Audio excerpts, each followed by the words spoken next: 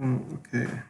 Well, in the last video clip, I run out of the time. So I was here in this example 6. So here in this case, this solution curve for y is equal to 1 over x, which is the solution of the differential equation, should be either this curve or that curve, because the solution for the differential equation depends on the interval, and then for that interval the solution should be valid. Okay, so if the interval we are taking the interval as from 0 to infinity, then this will be the solution. Okay, this curve will be the solution. Or if the interval will be minus infinity to 0, then the interval on the other curve will be the solution. Okay. So you should think about it, and then try to visualize the difference between the between the function itself, or if that function is a solution of the differential equation. Okay, so next we are going to do the example number 7. Okay, in this example, what is the title of the example is verification of an implicit solution. In this case, the question says that verify that x square plus y square is equal to 25 is an implicit solution of the differential equation dy over dx is equal to minus x over y on the open interval minus 5 to 5. Okay, so here we are talking about the implicit solution. So for the implicit solution, you have the equation in such a way that you don't have like the dependent variable on one side and the independent variable on the other side. Okay, so this is an implicit solution, okay, for this differential equation. So it will be a combination of the dependent and independent variable on other side. So although this makes a little bit difficult to plot or visualize such kind of equation, but on the other hand, the derivation of that implicit solution is relatively simple than the explicit solution. In the explicit solution, what do you mean? What I mean is that for the explicit, we will have this equation in the form y is equal to something. Okay, but that will be a little bit complicated, although I mean it's not terribly it will not be terribly different. So in this case, what we need to do is to verify this implicit solution. So for the verification, what you will do is you will take the derivative of this. So x square, the derivative will be 2x, and for y square, the very derivative will be 2y dy over dx. Okay, let's see how it goes. So you will take the derivative. Okay, so d over dx y square and d over dx of 25. So this will be x square, it will be 2x, y square it will be 2y, and by the chain rule it will be the derivative of y with respect to x. Okay, by the chain rule, derivative of x is of course 1, so, and 25 is a constant, its derivative will be 0. So from here we can find dy over dx very easily. Take 2x to the other side and now divide throughout by 2y, and it will be minus x over y, and then we have the same differential equation. So we have very easily proved it. Okay, if I want to compare this implicit differentiation solution with the explicit solution, so what I have to do is I have to convert this equation in terms of y is equal to that. So what I will do is I will take x square on the other side and take the square root of that, and then I will get y square is equal to 25 minus x square, or I will get y is equal to plus minus square root of 25 minus x square.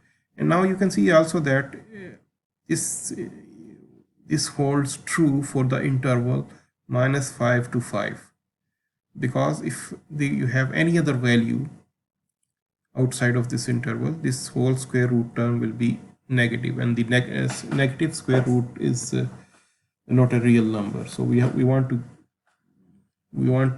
in the real space only. So therefore this solution will hold only within this interval. Okay, so we have this y is equal to square root of this. We need to take the derivative of that with respect to x. So take dy over dx, and now you know that 25 minus x square is actually power 1 by 2. Okay, so if it is power 1 by 2, so then that 1 by 2 will come here. Okay, and that 1 by 2 power minus 1 will be minus 1 by 2. So minus 1 by 2, if you bring back into the denominator, it will be plus 1 by 2 over here. And then from the chain rule, you will have the derivative of 25 minus x square. It will be 0 minus 2x. Okay, so it will be 2x over here, minus 2x over here. So we can write this equation like this. 2 cancels with 2, and then we have this. Okay, so I can take minus x outside over here. It will be 1 over 25 minus x square square root. And now we know that since y is equal to, where is y? Since y is equal to this, so then 1 over y will be equal to this.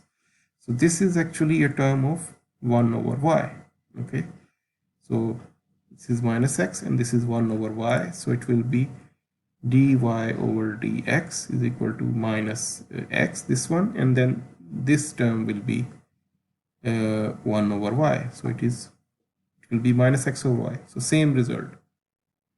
QED is the short for the hence proved.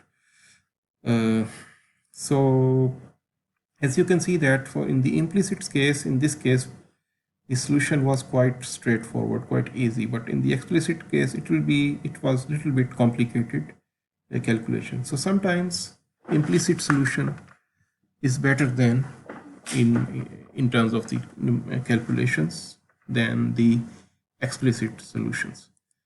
So you can also graphically see these implicit and explicit solutions as well, because in the explicit solutions I had two curves, plus and minus, so therefore correspondingly they have their plots as well.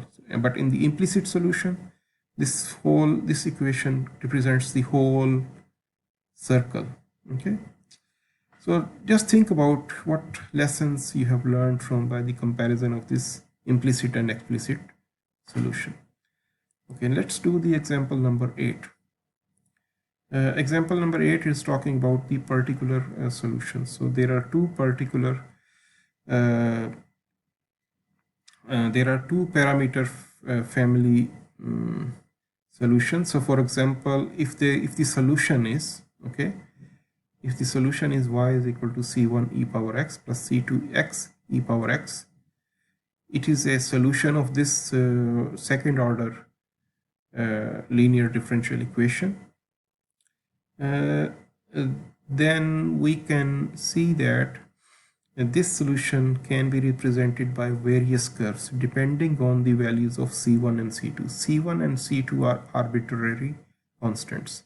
That means these are the constant values, but you can take them as per your liking. Okay, so you can take various values, and then if you take various values you can get various types of various curves. Okay, so some of these curves have been shown over here. So in this case, for example, the red curve is represented by y is equal to 5x e power x. This is the red curve, and then you can see that red curve is passing through a point x is equal to 0, y is equal to 0, because in this case when x is equal to 0, this term will be 0, and c1 is already 0 in this for the solution of this. So if you take c1 is equal to 0, c2 is equal to 5, then you will get this red curve, and similarly you will get other curves as well. So this example is only to show you that the solution for the differential equation can be in the form of some arbitrary constants. Such a kind of solution is called as the general solution. Okay, but from the general solutions, if you can apply certain conditions, you can get some particular solutions as well. But that particular solutions we will consider in more detail in other examples. Okay, so in this case, what I have said is that this is the solution for this ordinary differential equation. So this can be verified. Okay, so in this slide, I have verified this solution. So for example, I have the solution this, okay, which is the same as here. So y is equal to c1 e power x, c2 x e power x. So for this solution if I want to verify this solution, I have to take the first derivative and second derivative and input these values y prime, y double prime, y prime, and y into this differential equation. So I take the first derivative, I will get this. Okay, so I understand that I think you should be able to calculate these derivatives very easily. Okay, so in this case, for example, c1 e power x, the derivative of e power x will be e power x, so it will be c1 e power x.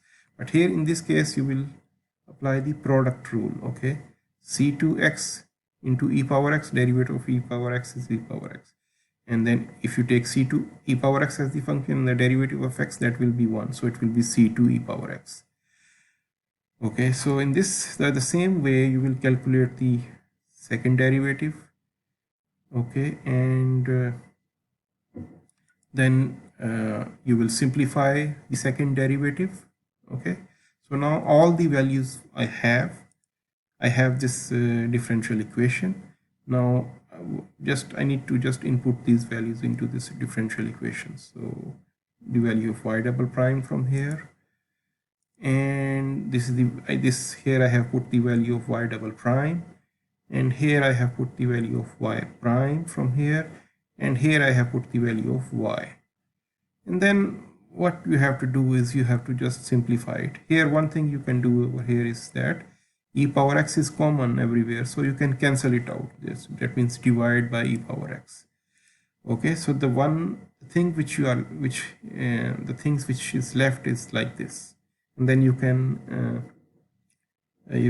rearrange these terms, and then here you can see that all the terms are cancelling out. This cancel out, this cancel out, and the last two terms are cancelling out. So 0 is equal to 0, so the proof is here. Okay, so we are almost at the end of this video tutorial.